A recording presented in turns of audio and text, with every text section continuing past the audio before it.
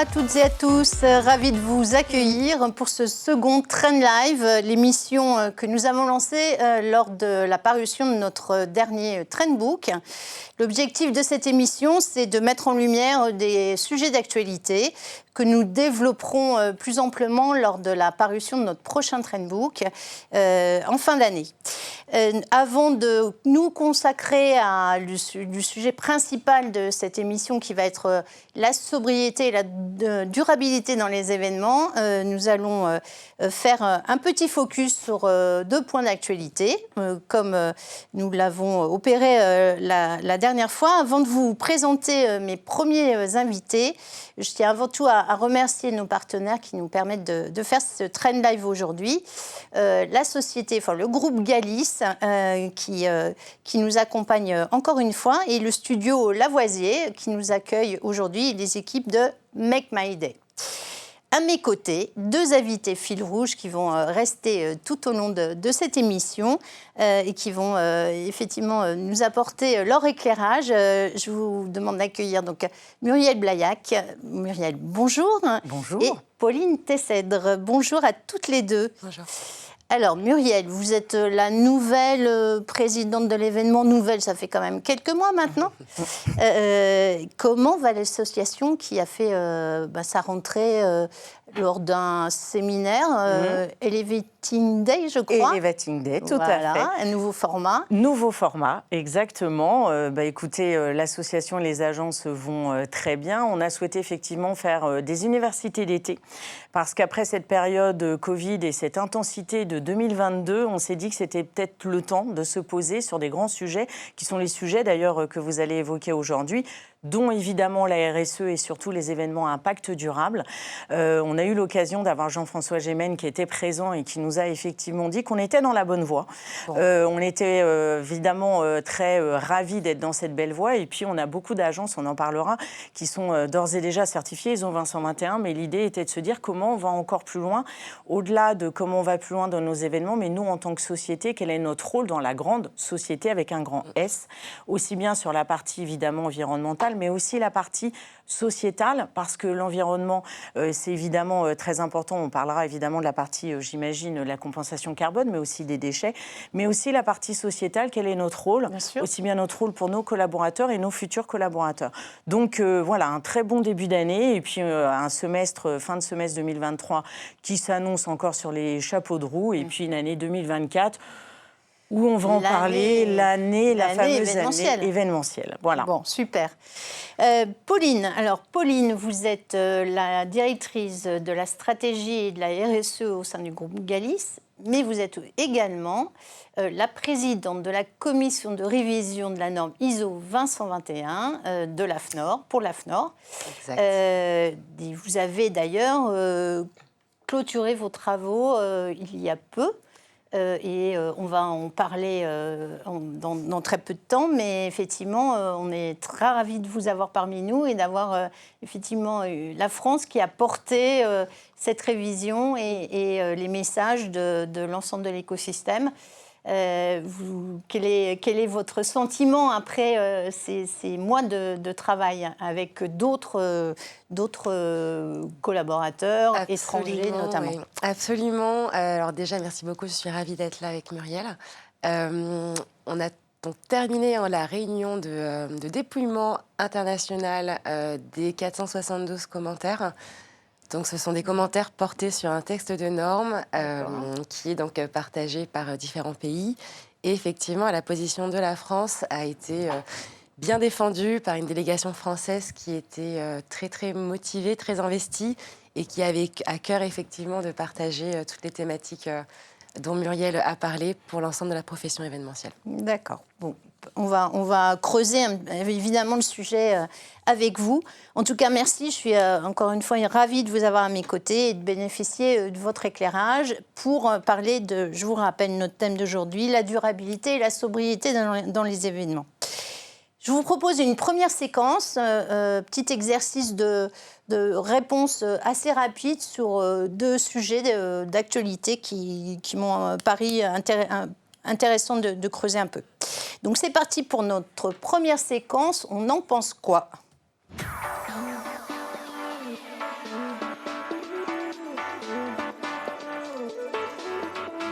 street marketing et du vrai IA marketing. Alors, on a quelques petites vidéos. Je vous rappelle le contexte.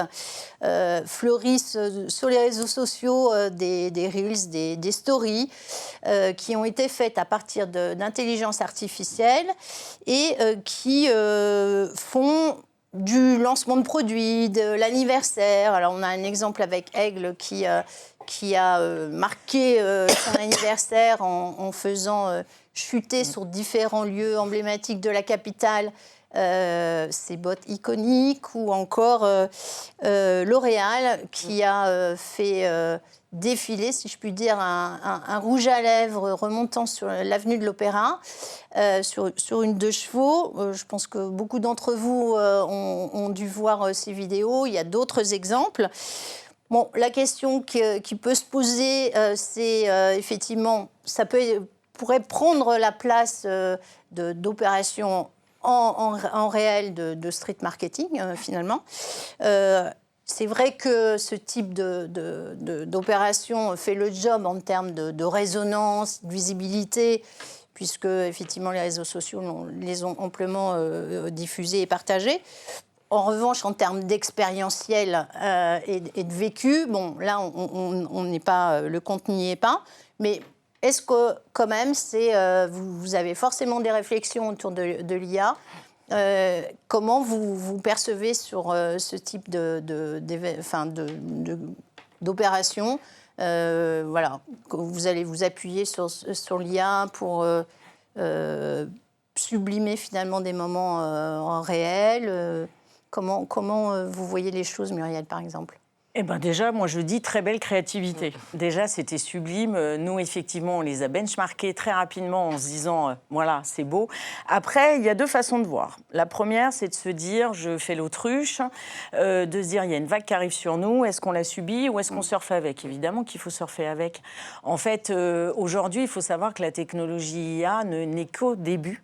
Alors, on pourrait voir le verre à moitié vide, qui est de se dire, ça va être suppression de postes de créativité, suppression de postes en logistique, parce que l'IA, ChatGPT-4, on trouve des lieux, on trouve plein de choses. Moi, je sais qu'on a gagné des dossiers grâce à ChatGPT-4 ou à Midjourney. Et ben, tant mieux, en fait. Je pense qu'il faut le voir autrement. Il faut se dire qu'aujourd'hui, il faut marier les deux.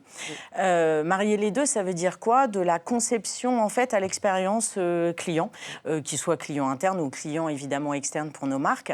Ça veut dire que pour nous, dans un premier temps, sur la conception, vous imaginez l'avantage qu'on a d'avoir un Midjourney ou un ChatGPT-4 qui, au final, va nous donner encore plus de créativité. Et puis, au-delà de ça, on parle de RSE.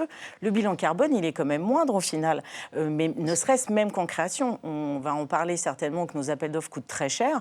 Là, ça coûte moins cher. Puis, au final, derrière, c'est un homme. Il faut savoir prompter. Si on ne sait pas prompter, on n'a pas la bonne. Donc ça, on est sur la partie déjà conception. D'ailleurs, on a vu, il y a une agence de l'événement qui s'appelle Brainsonic qui a fait du coup une campagne Interfell où à l'infini, ils ont du coup mis de l'IA et à l'infini, vous avez des images derrière cette campagne. Mais c'est génial, au final. Le client est ravi, on a des choses à l'infini, il faut savoir effectivement l'utiliser. On va aller encore plus loin. Optique 2000 a fait une expérience qui est topissime aussi sur une exposition. L'exposition, pareil, c'est une expo qui est en même temps réelle et qui en même temps est à l'infini. On va encore aller plus loin sur la partie production. Sur la partie production, aujourd'hui, vous pouvez faire du doublage de films en 5 secondes. Et ça, c'est génial et on peut encore aller plus loin. En fait, c'est notre imaginaire. On va encore aller plus loin en termes de production, c'est-à-dire qu'aujourd'hui, en termes de production, vous voyez un Spotify qui se dit aujourd'hui qu'il va avoir de l'IA générative pour faire le doublage. Mais le doublage là de traduction. C'est-à-dire que nous, en événement, on parlait d'audience, c'est-à-dire que notre audience peut être démultipliée à l'infini parce qu'on aura de la traduction simultanée. Donc au final, on se dit, quand il y a eu la Covid, on avait peur, le streaming était là, le digital était là. Est-ce qu'au final, il n'y a pas eu derrière encore des événements présentiels? En fait, en mariant les deux, on aura une expérience qui sera encore plus forte, on aura de la valeur ajoutée encore plus forte. C'est juste, en fait, une fois de plus, une technologie sur laquelle on doit surfer, on doit encore donner du sens. Et celui qui donnera toujours du sens, c'est l'homme. Et au final, une fois de plus, le média événement, c'est pas lui, en fait, que ça touche. C'est peut-être d'autres médias qui sont plus touchés que nous, au final, parce que le présentiel quoi qu'il en soit, il est toujours là et c'est à nous, les agences, à savoir bien travailler avec. Et d'ailleurs, on fait plein de formations aujourd'hui. Il y a Comity qui fait des formations sur l'IA. Et puis nous, au niveau de l'asso, voilà, on a aussi trouvé différents formateurs sur l'IA auxquels on dit à nos adhérents, mettez-vous à ces formations d'IA parce que ça va être la tendance et une très jolie tendance. Bien sûr. Une tendance qu'on va sûrement, et même, vous allez, je pense, me confirmer, retrouver sur le design de stand, par exemple, chez Galis. Comment vous travaillez à l'heure actuelle? Alors effectivement, je pense que comme pour beaucoup de personnes, alors en tout cas au sein de Galis, nos 16 designers n'ont pas vu arriver d'un bon œil cette nouvelle technologie. En revanche, là où je revois en fait l'évolution du métier quelques années en arrière, avant que certains logiciels de création 3D, 2D existent, on était effectivement réaliser des maquettes volume. Bien sûr. On dessinait, on arrivait effectivement en présentation avec des grandes planches pour présenter des mood boards qui étaient vraiment tout illustrés. On a conservé d'ailleurs au bureau d'études les feutres parce que finalement c'était vraiment la signature de Galis dès le départ. Et tout compte fait, le métier de designer s'est adapté en fait aux nouvelles technologies, aux nouvelles fermes de rendu, aux nouveaux logiciels. Donc, je reste convaincue que cette nouvelle technologie, Muriel le disait très bien, il y a toujours un homme derrière. C'est un outil additionnel pour nous permettre d'être plus réactifs dans des temps. On sait aujourd'hui qu'on a des délais de plus en plus courts pour répondre à des consultations. Peut-être que cette technologie peut effectivement nous aider pour conserver nos forces créatives et effectivement marier les deux. Bon, très bien. Bah, écoutez, affaire à suivre et on a hâte de voir de nouveaux exemples. On a parlé de... je vais rebondir à ce que vous venez de dire par rapport au délai de réponse d'appel d'offres qui se contracte pour en venir à notre deuxième question. Donc, on en pense quoi? Et on en pense quoi de la relation agence-prestataire-annonceur? Question récurrente au fil des ans. Est-ce qu'en ce moment, elle est plutôt sportive ou bienveillante? Oula. Muriel. C'est une vaste question qui existe depuis à peu près une vingtaine d'années, je crois. Donc, on va dire sportive, parce qu'on arrive sur les JO et Coupe du Monde de rugby oblige aussi. Elle est sportive d'un côté, ça a été les vrais sujets, en fait, des Elevating Day de nos universités d'été, qui étaient sur ce fameux People Profit Planet, parce qu'en fait, les trois vont ensemble. La relation annonceur, comme tu le disais tout à l'heure, c'est qu'aujourd'hui, en fait, on a cette problématique où les annonceurs nous demandent des choses très rapidement. Au-delà de ça, il y a l'inflation qu'ils n'ont pas encore complètement captée. Et qu'aujourd'hui, un événement à 500 000 € qui était d'hier, aujourd'hui, en vrai, il vaut 700. On a aussi les partenaires, au même titre que nous, ils subissent l'inflation des matières premières et ainsi de suite, et ils ont augmenté leur prix. Aujourd'hui, en fait, le rôle qu'on aimerait avoir en tant qu'association, c'est de remettre tout le monde autour d'une table et d'expliquer les enjeux de demain. Les enjeux de demain, ça va être le recrutement. Comment on va faire pour recruter et surtout comment on va faire pour produire ces événements sur 2023 et 2024. Avec des hommes et des femmes qui sont plus réellement là. C'est-à-dire qu'il va falloir nous laisser le temps de former ces gens. Et ça, c'est pas si simple que ça et ça se fait pas en 2 mois. Alors effectivement, avec, comme on a vu sur l'IA et tout, c'est des nouveaux profils qu'il va falloir qu'on aille chercher. Et ça, c'est bien aussi parce que ça veut dire qu'on va avoir un vivier différent. Donc du coup, ça va éviter d'aller la chasse aux sorcières, d'aller d'une agence à une autre. L'autre point aussi, il va falloir effectivement qu'on mette autour de la table donc tout ce qui va être nos annonceurs, la partie achat, pour qu'ils comprennent aujourd'hui que le coût jour homme, il existe en fait et qu'il faut le payer et que les matières premières effectivement ont effectivement augmenté. Il va falloir aussi qu'on mette autour de la table nos partenaires qui vont être nos partenaires techniques, nos partenaires traiteurs, nos partenaires de lieu. Pourquoi? Parce qu'aujourd'hui, on voit bien que c'est tendu, qu'on a du mal à produire. Avant, on savait qu'on pouvait produire en 3 semaines sans aucun problème. Aujourd'hui, c'est pas le cas. Leurs carnets de commandes sont pleins. Ils ont la même difficulté que nous sur le recrutement. Ce qui fait qu'aujourd'hui, on arrive à produire des événements où on est moins safe.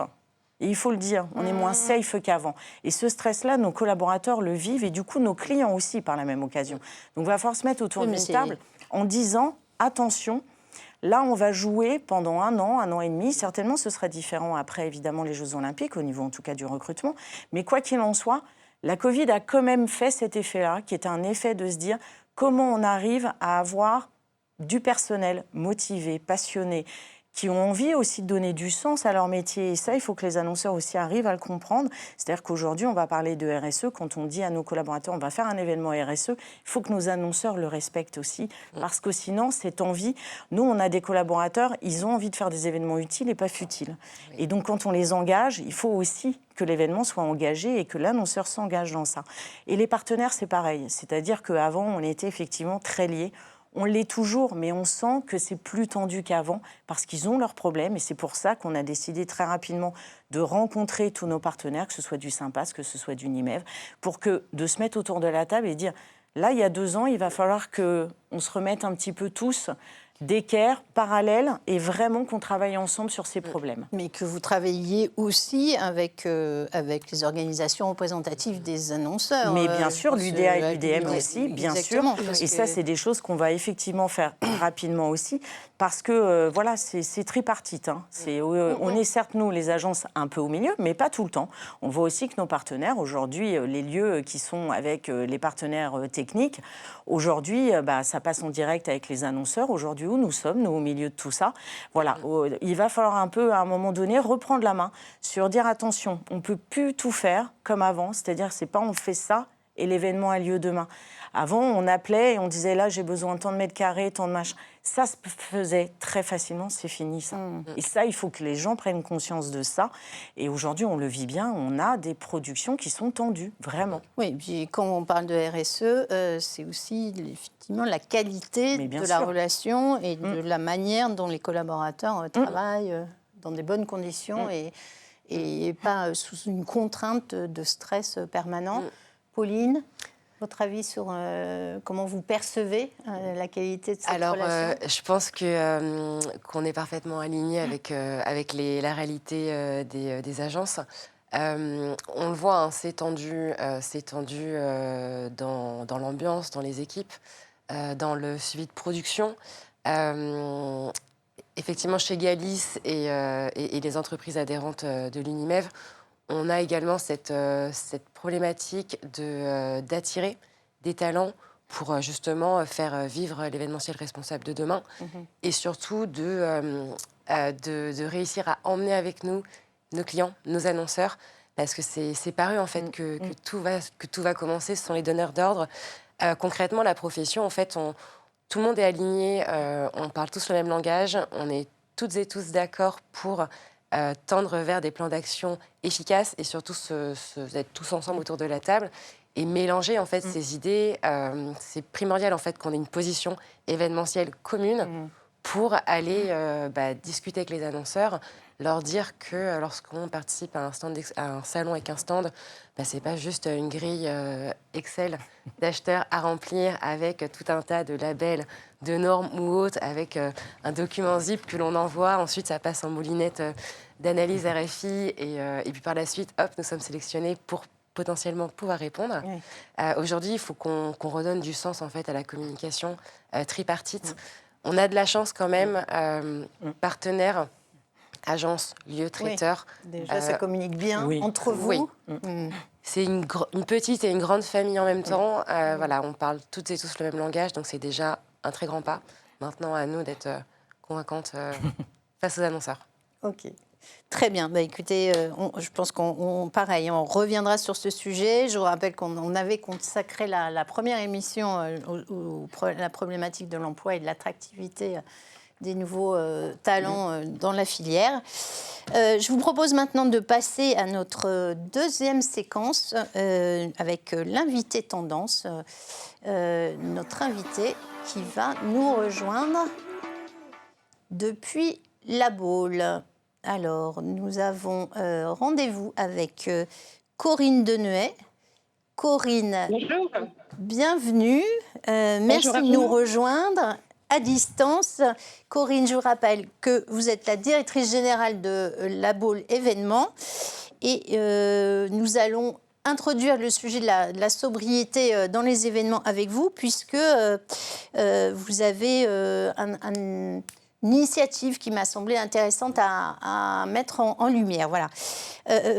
Donc vous êtes encore un autre acteur, vous représentez une destination, vous êtes en lien direct avec les donneurs d'ordre, les agences, les prestataires. Comment avez-vous vu évoluer la prise en compte de la thématique RSE et comment elle se traduit dans les attentes des organisateurs aujourd'hui ? D'abord, merci pour l'invitation. Alors, ce que l'on a noté vis-à-vis des commanditaires, c'est que le niveau d'engagement était variable. On sent bien qu'il y a la volonté d'agir, mais agir dans une échelle de valeur qui correspond à leur organisation. On sent aussi qu'il y a besoin d'un accompagnement qui soit décomplexé, de façon à ne pas faire peur sur les dispositifs sur lesquels ils peuvent améliorer leur politique éco-responsable dans une logique évidemment de réduction du coût carbone. On note aussi qu'il peut y avoir des initiatives en silo, ce qui implique notamment des destinations comme la nôtre, même si nous prodiguons l'unité de lieu, la mobilité durable avec tous les outils que nous proposons, c'est aussi une logique de coordination qu'il faut être en capacité d'apporter pour faciliter les rouages de la chaîne de valeur qui va s'associer sur l'organisation complète d'un événement avant, pendant et puis après sur l'évaluation. On note aussi que cette logique d'éco-responsable implique une logique entre l'identité de la société, de la compagnie qui organise son événement ou de la fédération et l'image de la destination. Il faut vraiment être raccord sur les attendus de la politique RSE menée par le commanditeur de façon à ce qu'il y ait de la cohérence. Et que cette logique de décarbonation, de politique sociétale aussi, soit logique et raccord avec la stratégie de l'organisation de l'événement. On sent aussi que dans une logique d'employabilité, il faut que l'audience, pour peu qu'elle soit interne à l'entreprise, se retrouve embarquée dans une aventure. L'événement, c'est une expérience humaine, c'est un séjour de découverte, et ça veut dire que dans les promesses qui sont faites par l'entreprise ou l'organisation de la manifestation, il y ait cette cohérence dans le parcours et l'acheminement du participant, de sa logistique avant son départ, par la qualité d'un contenu et par les festivités ou pas qui seront proposées pendant la tenue du congrès ou d'un événement d'entreprise. Cela aussi marque la logique de marque employeur. C'est-à-dire que faire venir des talents aujourd'hui dans les entreprises passe par la politique RSE. Voilà, la jeune génération de talents souhaite cette cohérence jusqu'au bout de la chaîne de valeur. On note aussi que nous sommes sur un marché où cette thématique devient le corps même du contenu et du programme d'un festival, d'une rencontre professionnelle ou d'une convention. Depuis le Covid, à Atlantia, nous avons décidé, sous l'impulsion évidemment d'une politique publique, de nous orienter sur le soutien et la coproduction d'événements de ce type. On donne des exemples très concrets. La création d'un festival économique dédié à l'innovation et à la politique RSE, Think Forward. Nous avons aussi accompagné les rencontres industrielles dédiées au développement durable, puisque nous avons la chance d'avoir un pôle d'excellence à Saint-Nazaire. Nous avons accueilli au mois de juin le réseau des Napoléons, qui réunit toute une communauté de dirigeants orientés sur l'investissement, l'innovation et la RSE. Donc c'est un marché sur lequel l'identité d'un territoire, d'une prestation de service, peut servir les intérêts d'une qualité de contenu. Voilà, nous, on pense aussi que dans cette logique-là, au-delà de l'organisation qui doit être impactante, qui justifie un déplacement, il faut absolument qu'une coordination, un chef d'orchestre puisse opérer de façon à ce que ça rende fluide l'ensemble des acteurs de la chaîne et le parcours du visiteur et de l'audience. Témoignage et état des lieux très complet. Corinne, merci. Justement, si on rentre dans le concret et sur la manière dont vous pouvez accompagner les organisateurs et qui veulent aller un petit peu plus loin de se dire finalement je fais un événement qui est éco-responsable parce que je vais prendre le train, on va faire venir en train les participants. Je crois que vous avez lancé une offre, un package d'accompagnement qui s'appelle Ethic Blue. Qu'est-ce que vous pouvez concrètement mettre sur le devant pour accompagner et aller dans ce chemin de la vision qu'ont aujourd'hui les organisateurs, ou en tout cas ce sur quoi il faut tendre? Alors, ce concept que nous avons créé répond aussi à l'envie d'apporter des solutions dans un délai de booking et d'organisation qui est de plus en plus contraint et dans des enveloppes budgétaires qui font l'objet quand même d'un cadrage de plus en plus serré. Ce qui veut dire que quand nous travaillons avec une agence ou un commanditaire en direct, charge à nous d'avoir tout sur les étagères. Donc, quoi de mieux que de travailler sur un package où les solutions se font soit à tiroir, soit dans une globalité d'offres. Nous avons d'abord été certifiés ISO 20121 en 2015. Donc, nous étions très engagés. Et post-Covid, nous nous sommes dit, nous allons rentrer dans le label Destination innovante et durable qui a été porté par France Congrès. D'abord Philippe Augier, président de cette association, et puis maintenant David Lisnard qui a renforcé ce dispositif parmi les 7 territoires labellisés. Aujourd'hui, il y a 9 territoires qui sont très engagés.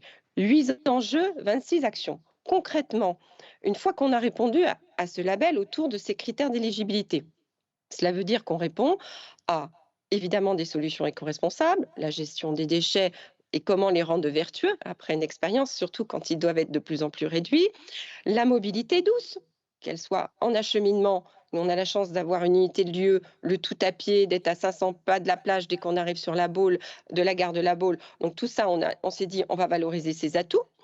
Puis après, nous avons travaillé sur l'inclusion. Comment, et l'inclusion, ça veut dire l'accès au handicap.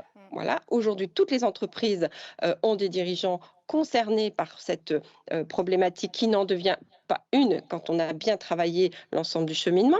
Comment travailler avec ces parties prenantes? Donc, nous avons engagé 5 partenaires à nos côtés, les plus emblématiques de la destination. Nous sommes en train d'étoffer ce club de partenaires au-delà du parc hôtelier. C'est aussi impliquer les organisations et les manifestations fidèles à la destination dans une logique d'éco-responsabilité. Nous avons engagé des traiteurs, nous avons engagé, bref, la chaîne de valeur qui permet de dire, voilà, nous sommes tous sur cette file, cette feuille de route autour de 26 actions très complètes. Mais ça ne suffisait pas.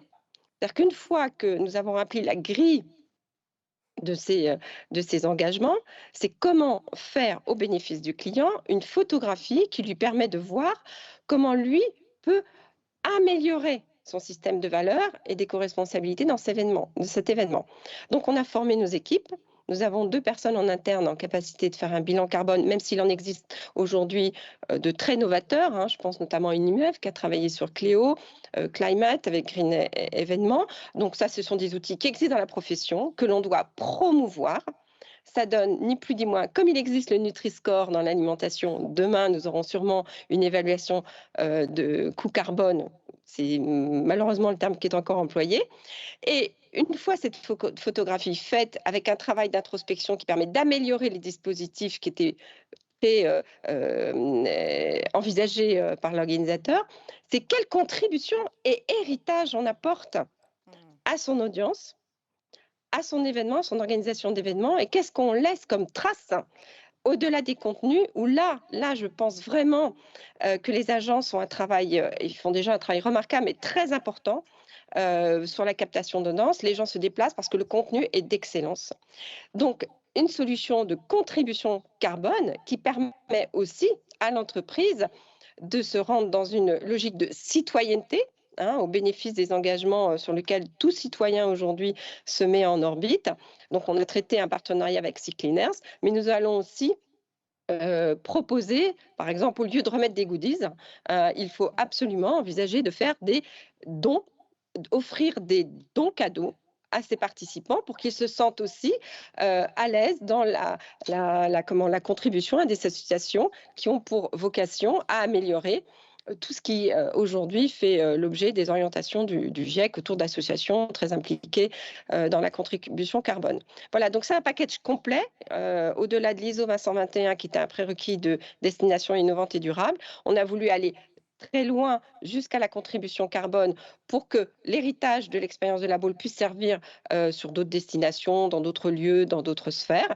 Idéalement aussi pour rendre récurrent l'événement autour de cette pratique qui est déjà scellée. Nous, on croit à cet esprit vertueux, le clé en main et réduire le coût d'organisation avec des solutions sur les étagères. Et la transparence Éthique veut dire aussi que pour bien travailler ensemble, il faut que chacun exprime ses objectifs, ses contraintes, ses volontés. Et ça, c'est un univers dans lequel la filière a quand même aussi des valeurs fortes, hein, sur lesquelles on peut capitaliser pour améliorer l'évolution des manifestations accueillies, organisées ou produites.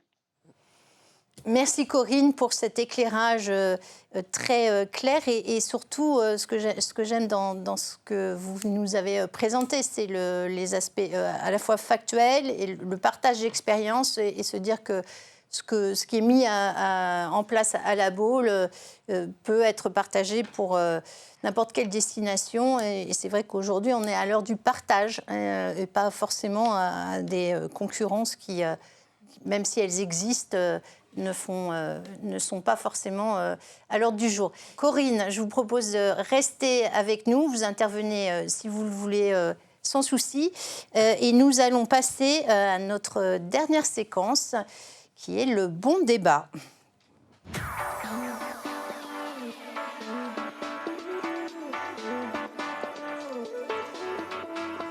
Notre bon débat de cette émission, était intitulé « Quand l'événementiel devient durable ». Nous avons déjà abordé ce sujet avec les interventions précédentes, mais là, on va rentrer encore un peu plus en profondeur dans les discussions. Et j'accueille avec nous sur le plateau Anne-Thaïs Foucard. Bienvenue Anne-Thaïs. Merci. Vous êtes éco-manageuse chez Flying Sequoia. J'ai voulu que vous soyez parmi nous pour nous apporter votre éclairage d'un autre secteur. On va dire que c'est un secteur finalement cousin de l'événementiel, puisque vous allez nous parler de la transition écologique qui s'opère au sein du secteur de l'audiovisuel et du cinéma. Et donc, tout d'abord, je vous propose que vous nous parliez de Flying Sequoia. Qu'est-ce que vous faites dans cette agence ? Pas de souci. Bonjour, merci pour l'invitation. Je suis ravie d'être là aujourd'hui. Donc Flying Sequoia, en fait, c'est la première agence de conseil qui va être spécialisée dans l'application des stratégies RSE pour le cinéma, l'audiovisuel et la publicité. D'accord. Donc l'idée, c'est de calibrer un peu tout ce tronc commun pour qu'on puisse à la fois le valoriser, donc par des mesures d'impact notamment, et puis aussi les aider à mettre en place des pratiques plus durables et responsables, aussi bien sur le volet de l'environnement que sur le volet social et sociétal. D'accord. Voilà. Et toutes ces démarches, elles ont, on va dire, la filière s'est engagée sur cette voie-là depuis quand ? Depuis quand ? Alors, moi, je dirais, c'est un mélange. C'est-à-dire, il y a un peu depuis toujours, parce qu'il y a un peu ce bon sens paysan qu'ont les artisans sur les plateaux de tournage. Donc, il y a des bonnes pratiques qui existent déjà. Par contre, elles n'étaient pas forcément valorisées et pas forcément mises en lien les unes les autres pour les booster. Après, il y a quand même eu le plan action du CNC, dont vous avez peut-être entendu parler, qui a été lancé en juin 2021, donc ça fait à peu près 2 ans. Et ce plan action a mis un coup d'accélérateur parce que ça devient, on va peut-être en parler, de la réglementation. Voilà. Oui, donc effectivement, on va creuser aussi cette question-là, mais effectivement, il y a maintenant une contingence au fait d'avoir des aides à la production qui sont mises en place par le CNC. Pauline, la commission de révision de la norme ISO 20121 vient de clôturer ses travaux il y a peu, je crois. Vous avez présidé au nom de la France les travaux pour l'AFNOR et vous avez collaboré avec différents homologues, on va dire, de différents pays pour justement revoir cette norme. Alors, je rappelle que ça se fait dans le cadre des prochains JO, mais qu'il était prévu de toute façon que cette norme qui a plus de 10 ans, qui a été créée de mémoire 2012, pour les JO de 2012 de Londres, devait de toute façon revenir sur la table des travaux. Donc, quelle est la position de la France et de la filière française que vous avez portée à l'occasion de ces travaux ? Alors, effectivement, donc, déjà une expérience très enrichissante de mettre la France à l'honneur. C'est vrai que du coup, la certification ISO 20021, donc, qui est une norme internationale dédiée au management de l'activité événementielle, existe depuis 2012 et c'est vrai qu'il était quand même important de revaloriser son contenu, de l'adapter, parce qu'effectivement, il y a des bonnes pratiques qui ont été mises en place. Il y a eu des personnes qui ont été formées. On a pu effectivement monter en compétences sur différentes thématiques et il était important de s'aligner d'un point de vue international notamment sur, ne serait-ce sur des définitions et sur une feuille de route commune qu'on aura en France comme à l'international. Donc, la position française, tout simplement, elle s'est définie. Donc, une délégation française a été constituée de PME, TPME, grands groupes, prestataires, agences, lieux, traiteurs, prestataires techniques, freelance, agences de conseil aussi en stratégie RSE. Donc, vraiment un panel très riche. Et la position française, donc, c'est travailler autour de 3 enjeux. Le premier enjeu était réellement d'accompagner en fait toutes ces organisations à intégrer et renforcer les notions d'impact et d'héritage au sein de leur politique de développement durable. Le deuxième enjeu, très important, où on s'est un petit peu battu avec quelques pays, était en fait d'harmoniser plutôt de renforcer la légitimité de la norme en l'harmonisant avec les principaux standards internationaux, tels que ceux des objectifs des développement durable, merci beaucoup, de l'ONU. Et le dernier, peut-être pour la profession la plus importante, c'est de rendre en fait le contenu de la norme accessible, compréhensible et de tendre vers l'obtention des résultats concrets. J'ai beaucoup aimé effectivement la très chouette présentation. C'est très bien que la Baule a été leader dans la transmission de savoir. C'est une phrase qu'on aime beaucoup dire chez Galis, le savoir, il est fait pour être transmis. Donc, ce que fait une société, une entreprise, une association, peu importe, le plus important, c'est de le partager et de le mettre autour de la table. Et c'est vraiment ce qui est ressorti, en tout cas de la position française, le partage des valeurs qui sont portées par tout le monde et voilà, la mise à disposition d'outils concrets, de politiques, d'exemples pour accompagner toutes celles et ceux qui souhaitent rejoindre effectivement la certification ISO 221. D'accord. Alors, il y a une question sur laquelle je voudrais qu'on s'arrête et on va le voir qu'il y a dans l'industrie du cinéma un peu plus de données, notamment chiffrées, parce qu'avant de réduire, il faut savoir aussi d'où on part, avoir quand même un état des lieux. Alors, j'ai un peu creusé, notamment dans le rapport du Shift Project que bon nombre connaissent maintenant, puisque Jean-Marc Jancovici porte la bonne parole et est très médiatisé. Et ils ont fait un rapport en 2021 sur la culture, et il y avait toute une partie consacrée à l'audiovisuel et au cinéma. Il ressort par exemple que l'impact carbone en moyenne, encore une fois, d'un film est évalué à 750 tonnes de CO2. Selon le réseau EcoProd, dont la filière événementielle a largement contribué, parce que j'ai été interpellée il y a peu sur les réseaux sociaux pour me dire attention, on n'est pas si en retard que ça. EcoProd, depuis 2006, la filière en fait partie et avance aussi dans la bonne direction. Voilà, mais le secteur audiovisuel et cinéma, pareil, produirait un peu plus de 10 millions de tonnes de CO2 par an.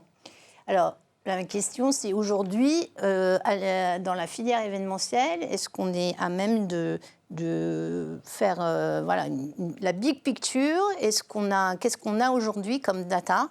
Et si on n'en a pas, comment on fait pour avoir une vision un peu plus claire? Qui veut répondre? Je vais bien répondre et n'hésite pas surtout à compléter. Parce que de toute façon, on l'a signé ensemble en fait en février 2022. L'ensemble de la profession événementielle a signé en fait un engagement pour la croissance verte avec les membres du gouvernement. Donc c'est pourquoi en fait on aura forcément la même réponse avec Muriel. En fait, aujourd'hui, pour l'instant, on n'a pas de données. Donc c'est important de les calculer. Et c'est pourquoi on a eu le soutien de l'État qui nous accompagne pour dresser une étude une étude sur l'impact de notre métier, de l'ensemble de la profession, pour avoir justement cette photographie de notre profession. Et c'est à partir de ce point de vue-là qu'on pourra par la suite planifier une feuille de route pour tendre vers la réduction de 50% des émissions de CO2 en 2030 et compenser les 50 autres pourcents restants à échelle 2050. Il me semble qu'également, côté événement, en tout cas, Galis, Unimef sont signataires du projet Net Zéro Carbone 2050. Et donc, c'est un projet où on a toujours en fait cette volonté d'être tous autour de la table et de définir cette feuille de route commune qui va prendre en compte les contraintes de chacun. Tout est une question en fait de calcul et de périmètre du prestataire, le lieu, l'agence, l'annonceur. Tout le monde a sa part et il faut qu'on ait effectivement des outils filières. Donc on en a 2 aujourd'hui qui sont disponibles. On ait les mêmes outils pour qu'on puisse... des calculateurs d'empreinte carbone. Absolument, oui, absolument. Il faut qu'on ait donc des outils filières qui puissent nous permettre à tous de parler le même langage et qu'on puisse annoncer des indicateurs qui soient cohérents et compréhensibles de tous. Parce que, Pauline, Anne-Thaïs, comment votre filière, justement, a fait pour établir les données qu'on vient de citer, comment ça s'est structuré aujourd'hui, comment vous travaillez, vous, j'imagine pas très différemment que vos collègues de l'événementiel, mais est-ce que vous pouvez nous donner des bonnes pratiques, finalement, qui peuvent être inspirer aussi notre écosystème? Ouais. Je commencerai par dire que, finalement, comme vous l'avez dit, il y a des ponts entre les 2 filières. Et chez Sequoia, on a essayé de développer des outils, justement, pour Flying Sequoia, parce qu'on s'appelait Sequoia Éco-Tournage. C'est une société qui a 5 ans, qui a été fondée par Mathieu et Charles, qui étaient 2 anciens régisseurs, donc qui venaient vraiment du terrain. C'est mon cas aussi, je les ai rejoints il y a 1 an et demi et j'ai fait 15 ans de régie avant. Donc on a vraiment cette expérience terrain. Donc on s'en nourrit énormément pour fabriquer les outils, pour que ça puisse servir aux techniciens et aux techniciennes qui vont les utiliser. Ça, c'est une première chose. La deuxième, c'est que, fort de cette expérience terrain, on va essayer de se nourrir de référentiels. Donc on a créé un outil qui s'appelle Seco7, qui est un outil de pilotage RSE, avec à la fois des KPI à remplir, quelques documents à fournir pour voir qu'est-ce qu'on a pu faire sur le projet. Et ça va permettre de mesurer, d'avoir des datas. Ce Seco7, expérience terrain, norme ISO 20121, objectif de développement durable de l'ONU et norme ISO 26000. Pourquoi ? Pour en fait se nourrir, ça ne sert à rien, on n'invente pas le fil à couper le beurre. Faut pas Donc l'idée, c'est de créer des outils. Ils sont en plus en amélioration continue parce qu'on a les retours des utilisateurs et on essaye d'améliorer en fait l'outil qui soit plus facile à utiliser, que les mesures d'impact soient réalisables dans le temps d'un tournage qui aille d'un tournage de pub à un tournage de série sur plusieurs mois. Et voilà, donc ça, c'est les outils qu'on met en place. Et il y a aussi au niveau de la filière en général des outils carbone qui ont été homologués par le CNC suite au plan Action. Donc il y a 2 outils pour l'instant, le nôtre de Flying Sequoia et celui d'EcoProd, qui sont tous les 2 homologués dans le sens où on a répondu au même cahier des charges. Donc après, c'est comme 2 marteaux de 2 marques différentes. Les 2 servent à planter des clous, mais ils n'ont juste pas exactement la même ergonomie. Et c'est très bien parce que ça permet, selon le projet, selon la personne qui va utiliser l'outil, que tout le monde puisse se mettre en fait au diapason et jouer tous ensemble pour qu'on transitionne tous dans la même direction. Donc c'est parfait. Oui, parce que vous avez aussi la même contrainte, entre guillemets, c'est que ce secteur fait appel à de nombreux prestataires, comme l'événementiel. Vous allez en région, vous avez besoin de traiteurs, d'hôtels, de prestats techniques. Et donc aujourd'hui, vous avez à votre disposition, si j'ai bien compris, 2 outils pour calculer l'empreinte carbone des tournages. Chez nous, on va dire, l'événementiel, Cléo, Cléo, l'outil de la filière qui a été lancé, alors Cléo Carbone, parce que Cléo existait déjà pour évaluer l'impact d'un événement sur un territoire. Mais Cléo Carbone a été lancé cet été, c'est ça ? Comment a été perçu et reçu ce calculateur dans la profession? Il a été pris Il pris était en main attendu. Il était attendu. En sachant qu'il en existe d'autres, Ah oui, je oui, coupe, mais effectivement, on l'a cité tout à l'heure, mais Climate fait aussi le calcul de l'empreinte carbone depuis plusieurs mois. Mais c'est marrant parce que je te rejoins parfaitement en fait, sur ces deux outils. On a eu la même complicité. Les deux méthodologies ont été de répondre à un cahier des charges similaire. Il y a même énormément de données qui ont été partagées au moment du développement de ces deux outils pour que tout D'accord. simplement ils puissent servir à tout le monde. Donc après, chacun choisit celui avec lequel il se sent le plus à l'aise ou le plus qui va trouver le plus intuitif. Je sais qu'effectivement, il y en a un qui permet de partager un compte pour que tous les fournisseurs puissent venir saisir leurs données pour éviter effectivement un temps de saisie tout simplement. Donc l'outil Cléo Carbone, donc outil filière, a été très très bien accueilli car tout simplement il a été en fait créé avec des experts qui se sont portés volontaires pour être Des bêta-testeurs. professionnels. Absolument. Les agences, en tout cas Design Stand, qui vont être amenées à s'en servir, ont eux-mêmes défini les différentes familles de matériaux, par exemple, les différentes thématiques de transport. On l'a vraiment pensé pour qu'ils puissent, un petit peu comme la révision de la norme 2021, être accessibles et utilisables dès demain et qu'on puisse former les collaborateurs. Tu avais parfaitement d'accord, en fait, on a besoin de temps.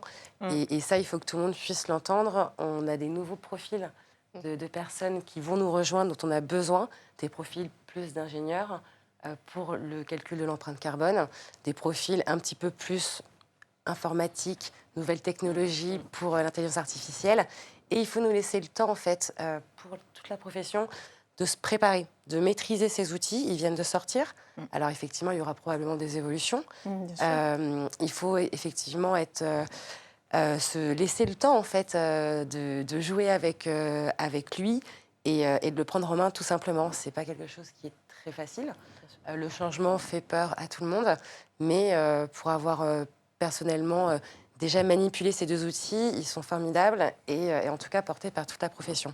Donc attendus avec impatience et on se laisse effectivement au moins 3 mois pour accompagner les collaborateurs à être formés pour le saisir correctement. Ça, c'est très important. Avoir des outils, si la compréhension d'utilisation n'est pas la même pour tout le monde, on aura calculé quelque chose qui n'aura servi à rien. Voilà, il faut pas qu'on aille trop vite non plus. Il y a déjà de très belles choses qui existent. On s'arrête un petit peu, on se forme, comme ça tout le monde parle le même langage, rattrape aussi en termes de connaissances des outils et des nouvelles contraintes dont notre secteur se prête. Parce que c'est vrai qu'on a envie d'accélérer le mouvement, enfin, de se dire, bon, allez, 2030, c'est demain, donc il faut peut-être aller plus vite, mais comme vous le disiez, il faut partir d'un terrain. Enfin, il faut que les fondations soient bien stables avant de partir dans tous les sens. Est-ce que Muriel, du côté des annonceurs, et comment cette innovation, enfin, ce besoin est considéré et approprié? Alors, il y en a un vrai. Alors, je rejoins. En fait, on a un vrai. C'est pas un problème, c'est qu'aujourd'hui, en fait, il y a plein de calculateurs. Unimev a son calculateur, l'association événements se pose la question, est-ce qu'on prend Cléo, est-ce qu'il y a Green Événements et tout. Moi, voilà, pour l'instant, on n'est pas encore à dire qu'on va prendre celui d'Unimev ou quoi que ce soit, parce qu'on a une autre problématique qui, pour moi, est... Je suis contre la commercialisation comme était EcoVadis et de l'autre côté, la norme ISO 121, pour moi, du coup, ne doit pas être commercialisée. Donc, du coup, d'où le fait qu'on a, nous, en tant qu'asso événement, de dire on oublie EcoVadis. Pour moi, c'est du commercial. On prend la norme ISO 20121. Pour moi, le calculateur, c'est exactement pareil. C'est-à-dire que déjà, on doit avoir un calculateur pré-événement. C'est-à-dire que nous, en tant qu'agence, quand on propose un événement, dès le départ, on doit le calculer pour expliquer aux clients, regarder où nous en sommes en termes d'émissions de carbone. Alors, évidemment, l'idéal serait aussi un calculateur sur les déchets, parce que propre, c'est idem évidemment pour une IMEV et également, j'imagine, pour le cinéma, qui est effectivement de dire, voilà, on est à quoi en termes d'émissions CO2, parce qu'on parle tout le temps du CO2, mais il y a la partie déchets qui est quand même énorme. Et, pour l'événement, elle est assez forte. Donc déjà, il y a ce premier point. Deuxième point après, le calculateur au final, on va dire aussi bien CO2 que la partie déchets. Donc en fait, nous, on se dit, on pose, on regarde, et après, on offrira à nos annonces, que ce soit à toutes nos agences, en disant, voilà ce qui est le mieux. Donc effectivement, on est évidemment, pour parler avec une IMEV et d'autres, pour se dire à un moment donné, parce qu'il y a aussi le SYMPAS, qui est toute la partie aussi prestataire audiovisuel, qui est hyper important, parce que c'est du spectacle, c'est la partie technique, et aussi ils travaillent. Donc à un moment, comme tu le disais, il faut qu'on se mette autour d'une table, et d'arrêtons chacun de faire des calculateurs, où même nos clients, pour répondre à ta question, sont totalement perdus. Ils nous disent, alors c'est l'ADEME, c'est Good Planet, c'est Cléo, c'est... Et même nous, aujourd'hui, on a un vrai souci, et parce qu'à un moment, il faut vraiment qu'on se pose. Prenons peut-être un peu plus le temps de poser bien les choses pour bien les faire et qu'on teste tous. Effectivement, à partir du moment, et j'écoute effectivement, je pense qu'il en faut 2, certainement. Oui, c'est ça, parce que c'est pas antinomique. Au sein de la filière cinéma. Alors, pour l'instant, il y en a 2, mais effectivement, il y en a d'autres qui arrivent, notamment au niveau européen, avec Albert. C'est exactement, et moi j'entends et j'imagine très bien, c'est qu'à un moment donné, l'État va nous imposer peut-être quelque chose si on n'aura pas fait notre travail en tant qu'association. Et ce sera normal. Donc il faut aussi, je dis, il faut prendre le temps, mais il faut quand même aller un peu vite. C'est un peu comme le fait de filière aussi, où à un moment, il faut devenir branche ou pas. On sait qu'on a un délai, à un moment, il y a des délais, et donc il ne faut pas louper ce délai. Donc ça, pour nous, c'est hyper important. Et pour répondre à ta question par rapport aux annonceurs, bien sûr qu'ils sont effectivement, on a ce problème où ils nous demandent tous, en fait. C'est facile, en fait, d'avoir ce côté « je suis le chevalier vert » en disant « voilà, alors, nous avons évidemment pensé à tous vos KPI, mais encore faut-il le faire ?» Moi, c'est simple, sur 180 événements, là, je parle de mon agence, mais c'est le cas de l'association, sur 180 événements, aujourd'hui, on n'en a eu que 20 où ils ont réellement fait la compensation carbone. Au-delà de ça, c'est même pas l'idée de penser compensation carbone, c'est qu'en fait, d'éliminer les déchets au-delà de l'émission carbone, c'est qu'en fait, ils nous demandent ce calculateur, on le fait, on leur dit voilà, ça nous coûtera combien ? Wow. Après aussi, on sait que ce qui est compliqué aujourd'hui, c'est que la plupart, effectivement, quand on est sur les annonceurs du CAC 40, ils ont leur propre asso, ils ont aussi leur politique RSE. Ils peuvent avoir leur propre calculateur interne. Alors, j'espère pas, je crois pas, mais aujourd'hui, pas en événement, mais je pense qu'en revanche, quand on fait la compensation carbone, très souvent, et tant mieux, ils le donnent à des assos et tout. En revanche, on n'y arrive pas. On n'y arrive pas à ce qu'ils l'achètent. Et on n'arrive pas à comprendre pourquoi. On a beau les mettre autour d'une table, oui, mais c'est pas maintenant, oui, c'est pas. Et là, il y a un vrai problème parce qu'en final, on devrait avoir dans nos annonceurs, au-delà des acheteurs et nos clients internes, la personne de la stratégie RSE qui devrait être présente et dire effectivement, parce qu'ils oublient l'audience, en fait, de communiquer sur un des écrans et de dire on a compensé ou soit on a émis que très peu de CO2 qui correspondent à ça et très peu de déchets. Bah, ça serait aussi très intéressant pour leur propre marque employeur. Et ça, c'est dommage. Aujourd'hui, on a du mal à faire ce pas. On fait l'euro solidaire, on a eu plein d'initiatives avec l'association, avec Nicolas Turpin qui a travaillé sur plein de livrets, sur l'inclusion, sur plein de choses. Et on a énormément de mal, en fait, à faire passer ces messages. Et même, on le disait en off, et évidemment que je vais le dire en on, c'est qu'à un moment donné, on se pose la question peut-être d'arrêter d'être le chevalier vert. Parce que d'être le chevalier vert et d'expliquer à nos clients à longueur de temps qu'il faudrait que vous fassiez ça, ça, ça et ça, on a l'impression d'être les empêcheurs de tourner en rond. Et le vrai problème, c'est que nos équipes ne nous croient plus, en fait. C'est que nos équipes, on les engage dans la société en tant que telle dans laquelle ils travaillent, et pour les événements sur lesquels ils vont travailler, ils sont un peu dépités de voir que, ok, il y a des beaux développements, il y a des beaux rapports RSE chez tous nos clients, mais au final, sur un événement, c'est compliqué, en fait. On voit que ce pas, il n'est pas toujours là. Et c'est dommage parce que c'est la période où il faut encore plus le faire. Et ce n'est pas pour autant qu'on perdra de l'émotion, qu'on perdra de l'audience. Et on voit que l'IA, d'ailleurs, c'est l'exemple type. Ouais. Voilà. Du coup, Anne-Thaïs, alors déjà, une autre question, une question sur le calcul des déchets. Est-ce que vous avez un type d'outil, un outil comme ça qui calcule les déchets de l'industrie ? Nous, c'est inclus dans le calculateur carbone. D'accord. En fait, il y a une partie sur les matériaux et les déchets. Donc, on a 2 étapes dans le calcul carbone. Un calcul carbone prévisionnel qui se fait principalement avec des données financières et un calcul carbone définitif avec des données physiques. Et le calcul physique, à la fin, effectivement, il y a une grosse partie déchets Et on a des prestataires auxquels on fait appel souvent pour nous aider dans la valorisation des déchets, qui eux aussi, ça fait partie de la prestation, nous fournissent un bilan, ce qui rend la complétion du bilan carbone beaucoup plus simple, plutôt que de le faire artisanalement, en pesant les sacs. On le fait aussi, mais c'est moins facile. Alors du coup, c'est vrai que vous travaillez en amont de la production. Oui.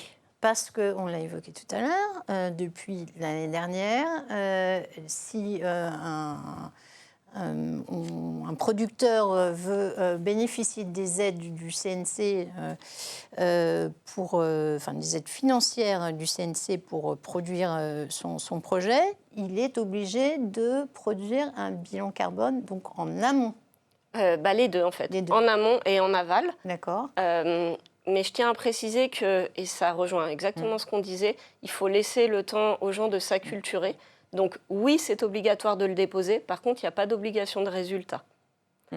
L'idée, c'est, même si le bilan carbone est énorme, même si le définitif dépasse largement le prévisionnel, ça voudrait dire, on pourrait se dire, en fait, il n'y a pas eu d'effort de fait, etc., etc., ce qui pourrait être des freins de « Ah, mais moi, je n'ai pas envie de calculer, je sais que je vais avoir une mauvaise note. Non, là, c'est pas grave si on a une mauvaise note, le tout, c'est de remplir sa copie, de se rendre compte qu'on a une mauvaise note et de se dire OK, pourquoi ? Maintenant, qu'est-ce qu'on fait ? Comment on fait ? Peut-être que je me suis trompée aussi dans la manière de calculer, parce qu'il faut prendre le temps de gérer les outils. On va se dire « Ah, mais là, je me suis complètement trompée, j'ai compté pour 1000 personnes, alors qu'en fait, c'était que 100. » Eh bien, c'est pas grave, on fera mieux la prochaine fois. Par contre, il faut le faire. Si on ne dépose pas le bilan carbone, on n'a pas les aides. D'accord. Est-ce que du coup, nous, dans notre filière, il ne faudrait pas être dans une démarche comme ça, un petit peu plus contraignante? Alors, qu'il ne l'est pas totalement, si j'ai bien compris. C'est un entre-deux. Après, c'est la phase 1 du plan action. On sait très bien qu'il y aurait... S'il l'appelle la phase 1, c'est qu'il y aurait une phase 2.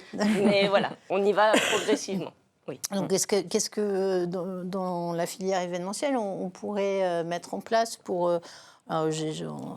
évoquer bonus-malus, une sorte de label qui serait caution, qui dirait cet événement-là par le passé était rentré dans les clous en termes d'impact, d'empreinte carbone, de traitement des déchets. Je sais que peu de gens pensent que c'est forcément la bonne solution. Mais voilà, est-ce que ça, on peut quand même y réfléchir pour... On peut complètement y réfléchir, mais encore une fois, je pense que c'est pour ça l'idée de le faire en amont, en fait, c'est même d'expliquer à un client. L'année dernière, par exemple, on n'a pas fait le bilan carbone pour le client, ou il n'a pas souhaité. On le fait. On lui dit, donnez-nous toutes vos données. Même si on n'était pas l'agence sortante, je parle. On le fait en disant, vous étiez à ça. Nous, ce qu'on va vous proposer, c'est peut-être d'essayer d'être à la même chose. Je suis complètement d'accord avec vous. On est dans la pédagogie et d'essayer de descendre un petit peu. Mais même sur un voyage, parce que Jean-François Gémen nous disait, on a le droit d'aller voyager, parce que, par exemple, ne plus aller au Maroc en ce moment n'est peut-être pas la bonne idée. Et ainsi de suite. Il ne faut pas oublier le R et le S. On prend souvent le E, et effectivement. Donc, de dire, voilà, on serait à ce niveau-là. Est-ce que ça vous va ? Donc là, c'est un bonus-malus, mais un bonus-malus où derrière, on communique effectivement sur les réseaux sociaux en disant que tel annonceur a effectivement.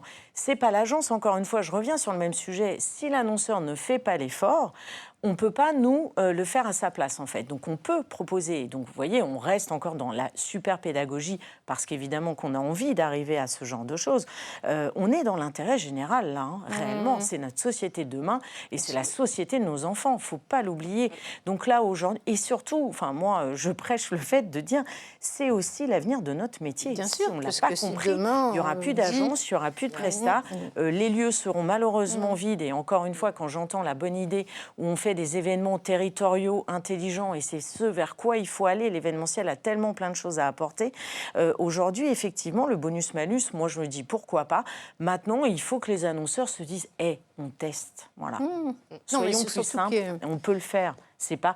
Mais encore une fois, le but, c'est pas de les taper sur le doigt parce qu'ils ont fait effectivement des choses qui ne vont pas. C'est de dire, voilà, ils sont pas... Encore une fois, c'est comme les appels d'offres. Très souvent, quand ils nous mettent à 5 agences et quand on appelle l'acheteur en disant, vous savez que la norme, c'est mieux 5 parce que et ça aussi, ça va dans la RSE, c'est un moment de la responsabilité. Derrière, ce sont des salaires qu'on ne paye pas parce que ça nous a coûté très cher. Et quand on les appelle, on fait de la pédagogie et quand on fait des alertes de compétition, très souvent, il nous arrive que les acheteurs disent, ah, mais je savais pas qu'en fait, ça coûtait si cher. Et c'est même titre, je ne savais pas que c'était si, en fait, coûteux en termes d'émissions de CO2 ou en termes de déchets. Vous avez travaillé sur cette question-là, Oui. j'imagine, dans la refonte de la norme, sur les aspects de compétition, d'appel d'offres. Ouais. Il y a des préconisations qui sont Oui, du jour. oui, absolument. Alors avant de vous répondre, c'est vrai que je voulais aussi revenir sur cette thématique. Galis, on a été la première agence stand à calculer l'empreinte carbone du groupe l'année dernière, donc en 2022. Ça a été 3 mois de collecte et encore, on a été très très bien accompagnés de collecte d'informations. On s'est rendu compte que nous-mêmes, dans notre propre structure, aller à la recherche de tous les kilomètres effectués en train, en avion, par nos équipes de monteurs en France, à l'étranger. C'était sur une PME de 116 collaborateurs. C'était juste énorme. Lorsqu'on a eu notre bilan, qu'il a été présenté en CODIR, effectivement, qu'on a une menuiserie intégrée au sein du groupe Galis. Voilà, j'ai forcément vu le chef atelier qui m'a fait une tête en disant mais en fait, ce document, il est ultra confidentiel, il ne doit surtout pas être utilisé, on ne doit pas en parler parce que si jamais on est comparé avec d'autres confrères qui ont potentiellement le même chiffre ou le même nombre de collaborateurs, ça va nous desservir. Et en fait, ma fonction de Galis, c'est de dire non, on est obligé de commencer quelque part. Les bilans carbone ne doivent surtout pas être comparés. Bien sûr qu'avec une menuiserie intégrée, effectivement, mon résultat, il va exploser par rapport à d'autres, parce qu'on a forcément nos propres véhicules, et aussi on est plus nombreux. Enfin, tout est hyper logique. Il faut juste pouvoir l'expliquer et que ça ne nous desserve pas dans des consultations, parce que bientôt on va nous demander ce document obligatoire. On va l'envoyer, mais sans la possibilité de le défendre ou de l'expliquer. Et on va être comparé, et c'est exactement ce sur quoi on ne doit pas aller. Et pour répondre à votre question initiale, dans la révision de la norme ISO 2121, effectivement, on a été sensible à toute cette question d'éthique dans les process de consultation et d'appel d'offres qui ont été portés. Alors, c'est des travaux, effectivement, j'ai été très heureuse de le porter avec la délégation française, mais il ne date pas, j'ai rien inventé. Hein. Ça a été porté, justement, ce flambeau a été passé. Et aujourd'hui, la petite victoire pour la France, c'est d'avoir effectivement inscrit dans le chapitre dédié à toute la chaîne d'approvisionnement et aux notions d'achat des réglementations, en fait, dans les appels d'offres, comme tu disais. Donc, on n'est plus sur 5, mais plutôt sur 3. De sensibiliser sur l'éthique, c'est nous donner aussi des délais en fait, raisonnables de production. On ne mobilise pas, on ne charrette plus. Quand je suis arrivée il y a 11 ans chez Galis, c'était le mot. Les gens restaient tard le soir. Maintenant, c'est plus possible. Non, en fait. de toute façon, et les merci. collaborateurs ne veulent pas. Oui, et merci la nouvelle technologie qui effectivement prendront les relais. On a réussi en fait tout simplement à sensibiliser en inscrivant à l'intérieur de la révision de la norme ISO 2121 3 guidelines, trois messages clés sur effectivement comment est-ce qu'on on va choisir, comment est-ce qu'on sélectionne ces fournisseurs, comment on les référence, pour qu'ils soient tous effectivement, qu'on ne s'enferme pas dans des consultations à 3. Et surtout cette notion d'indemnisation, de dédommagement pour une PME qui n'aura pas forcément le staff en interne pour prendre en main un appel d'offres qui va mettre 4 semaines pour être pensé, réfléchi, puis présenté. On n'est pas tous égaux. Donc, en travaillant ces thématiques-là, ça nous permet au moins de commencer encore cette pédagogie chez l'annonceur en disant « Regardez, c'est inscrit dans la norme ISO 2121, comme bien sûr c'est une norme qui les intéresse tous. On va pouvoir, maintenant que c'est écrit noir sur blanc, continuer, c'est que le début maintenant, commencer à continuer à revendiquer. Pour que je comprenne bien, ça concernera tout le monde, les agences également. Mais bien sûr, tout le monde. Okay. Toute la profession, traiteurs, prestataires techniques, tout le monde. Oui. Alors, le temps file, je voulais qu'on évoque la création d'une filière éco-responsable. Alors, c'est pareil, Anne-Thaïs, je crois qu'au sein du secteur audiovisuel et cinéma, vous avez identifié au sein d'une filière tous les acteurs finalement de l'éco-responsabilité. Ça date de quand? Comment elle évolue?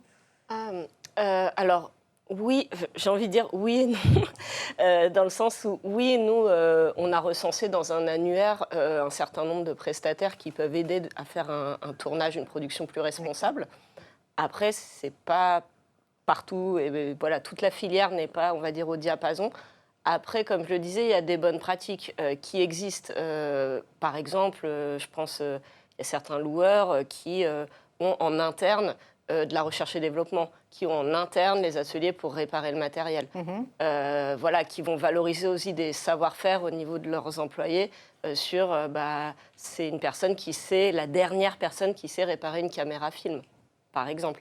Donc, il y a ça en interne, et c'est sans avoir le volet RSE, ils ne savent même pas forcément, savaient pas forcément ce que ça voulait dire. Après, au niveau de la filière, c'est en train, grâce, on va dire, à ce levier qui peut être le plan action, ça devient valorisable. Et là, du coup, il y a des acteurs qui étaient un peu balbutiants. Flying Sequoia, hein, il y a 2 ans, Charles et Mathieu, ils commençaient sur les plateaux doucement. Et puis là, il y a besoin de nous. Et du coup, c'est très bien, ça développe, ça permet aussi à nous de nous améliorer. Donc c'est exactement ce qu'il faut. Et puis il y en a plein d'autres à côté. Il y a aussi des initiatives comme Nausicaa. Je ne sais pas si vous avez entendu parler de Nausicaa. C'est 3 étudiants qui ont fait le tour de toutes les solutions qui existent à l'échelle européenne pour faire de la production durable et responsable. Vous pouvez les retrouver sur les réseaux. C'était super de faire ça, en fait, parce que ça permet de valoriser tout ce qui existe un peu partout. Ça va de recycler les fins de pots de peinture à du transport plus durable, des batteries, enfin voilà, tout ce qui existe. Donc oui, ça existe, mais on est encore un peu à l'échelle du recensement et de tous se mettre de concert pour travailler ensemble. On est plus forts tous ensemble, quoi. Vous y réfléchissez également. J'ai lu quelque part que effectivement, ça serait un souhait de la part de l'événement et d'une IMEF, j'imagine, parce que encore une fois, si on se met à la place d'un organisateur, c'est avoir une porte d'entrée, se dire, voilà, comment je fais, moi, en tant qu'organisateur, pour avoir les bons interlocuteurs. Alors, ce serait quoi l'idée ? L'idée, on en parlait d'ailleurs, on en parle pendant les universités d'été. En fait, on s'est dit, on a pas mal de partenaires, effectivement, qui nous accompagnent, que ce soit Muto sur la partie, effectivement, du décor, que ce soit Phoenix sur la partie alimentaire.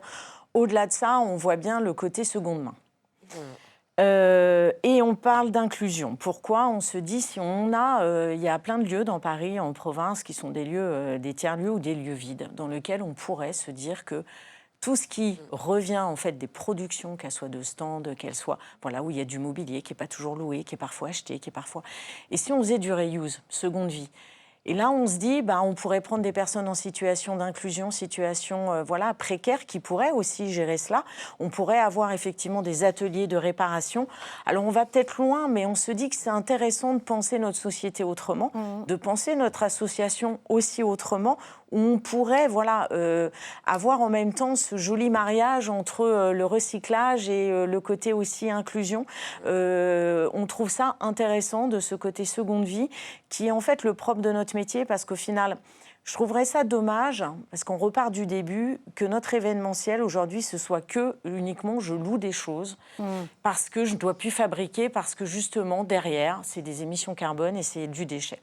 C'est dommage, on va nuire à notre métier, on va nuire en fait à des gens qui ne voudront plus venir dans notre métier parce qu'ils se diront, au final, c'est un écran. J'ai rien contre les écrans, mais vous comprenez, la passion, l'émotion, l'expérience. Alors qu'au final, si on imagine dès le départ une seconde vie, un très beau mobilier qui peut être imaginé à une très belle scéno, qui peut être imaginé et revendu autrement. C'est-à-dire que ça peut être revendu pour un film, ça peut être revendu dans un magasin, ça peut être revendu dans plein d'autres endroits, ça peut devenir un endroit de skate ou je ne sais quoi. Et pourquoi est-ce qu'ensemble, on ne se met pas encore une fois autour de la table et on essaye d'avoir un grand projet. Mais un grand projet qui peut aller aussi avec la mairie de Paris, parce qu'ils ont des hangars de partout, avec la SNCF partout en France, également dans nos belles villes de France, on peut faire exactement pareil. Je pense que, je crois que c'est l'avenir aujourd'hui de notre société de demain et qu'aujourd'hui, nous, en tant qu'association, comme on s'entend vraiment bien et qu'on a envie, on a des ponts communs à longueur de temps et encore plus là, en entendant avec le cinéma, je me dis, quand je vois la recyclerie à Paris, mais ça, il faut qu'on multiplie en 10 000 mètres carrés avec plein de choses. Et je crois qu'on fera des heureux. Et je crois qu'on redonnerait un peu une vraie lettre de noblesse à tous nos métiers. Et pour rebondir à ce que a dit Anne-Thaïs, que je trouve super intéressant, ce côté savoir-faire aussi, ne pas perdre des savoir-faire de gens qui savent réparer une caméra. Lieu avec des formations, Bien sûr. Voilà, on va créer de très belles choses. Bon, alors, Excusez-moi, Oui. pour compléter, ça me fait tout de suite penser au réseau des ressourceries culturelles du RESAC. Bien sûr. En fait, ils sont ouverts à tout type, à toutes les industries culturelles et créatives, et vous en faites partie. Et au sein de la ressourcerie du cinéma, par exemple, qui est à Montreuil, ils valorisent les feuilles décors, qui sont un savoir-faire qui existait et qui a juste été mis entre parenthèses là, pendant quelques dizaines d'années. Et puis on y revient, parce qu'effectivement, un très beau décor, eh ben, ça peut resservir, ça peut inspirer, ça peut aider des tournages même un peu fauchés, d'avoir des belles choses, des associations, ça part dans des escape games, ça part... Voilà, donc tout à fait d'accord. Voilà. Bon, Next Tape, du coup, on fait comment? On continue à travailler ensemble, justement, parce que ça peut être que des beaux projets, et c'est le savoir-faire français. Il ne faut pas l'oublier, on a cette particularité en France, et tu l'as dit, Pauline, quand tu as été défendre les envies des Français par rapport à cette norme, on voit bien qu'on a un savoir-faire français événementiel, cinématographique, de stands, de lieux qui sont vraiment magiques, et il faut qu'on le garde. Et je pense que c'est comme ça qu'on donnera la passion à des futurs qui vont venir prendre notre place. Et il ne faut pas l'oublier, c'est important pour notre métier. L'héritage. Bon, super. Donc, on s'en reparle très vite, prochainement. Merci à toutes les trois. C'était super intéressant. Évidemment, toutes les quatre, pardon, Corinne qui était avec nous en duplex depuis la Baule. On reviendra sur tous les sujets qu'on a abordés peut-être plus en profondeur parce que, faute de temps, effectivement, on aurait pu y passer la journée, mais on en reparlera dans notre prochaine Trendbook. Je tiens à remercier nos partenaires, donc Calice et le studio Lavoisier et les équipes de Make My Day pour cette nouvelle édition du Trend Live. Je vous donne rendez-vous dans quelques mois. Merci à toutes, bons événements, bonne rentrée et à très vite. Merci encore.